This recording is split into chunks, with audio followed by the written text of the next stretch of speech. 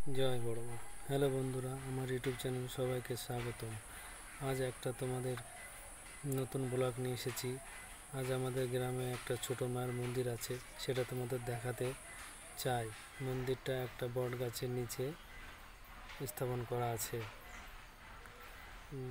মাটা খুব ছোট বলে তাই সবাই তাকে ছোট মা বলে ডাকে। মাটা খুব সুন্দর দেখতে। মন্দিরটার কিছুদিন আগে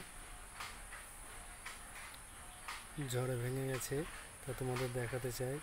দেখো, ঝড়ে মন্দিরের টিনের চালটা পুরো ভেঙে গেছে। তা এখনো ঠিক করা হয়নি, কিন্তু মন্দিরের চালটা ঠিক করা হবে সবাই কিছুদিন পরে।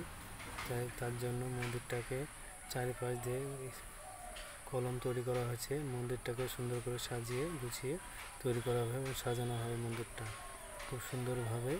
তাই তোমাদেরকে দেখাতে এলাম। দেখো আমাদের ছোট মা মন্দিরটা।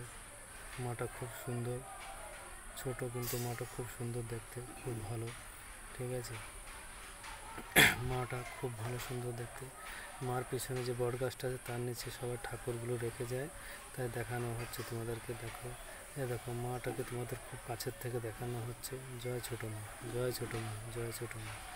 দেখো পাশে একটা শিবলিঙ্গ আছে, খুব সুন্দর। মাকে পুজো দেওয়া হয় খুব প্রতি শনি মঙ্গলবারে এবং প্রত্যেক দিনই পুজো দেওয়া হয়। মন্দিরটা ভেঙে গেছে, তার জন্য সব কাজকর্ম বন্ধ হয়ে গেছে মার। আর কিছু দূরে দেখো আমাদের একটা দুর্গা মন্দির আছে। মন্দিরটি দেখতে খুব সুন্দর, রং চং করে খুব সুন্দর লাগছে। এখানে দুর্গা পুজো হয় এবং বছরের শেষে একটা কীর্তন দেওয়া হয়। সেখানে পুরো গ্রামের লোক সবাই এই কীর্তনে অংশগ্রহণ করা হয়। এই মন্দিরটা গ্রামের একটাই মন্দির আমাদের। আমরা সবাই এখানে আনন্দ উপভোগ করি। এটা খুব পুরনো মন্দির। সবাই এখানে আসে, এখানে ধুমধাম করে কীর্তন হয় এবং মেলাও হয় পুজোর সময়। এবং সবাই আসবে। তোমরা ভালো লাগলে লাইক, শেয়ার ও কমেন্ট করবে। ভালো লাগলে হরে কৃষ্ণ।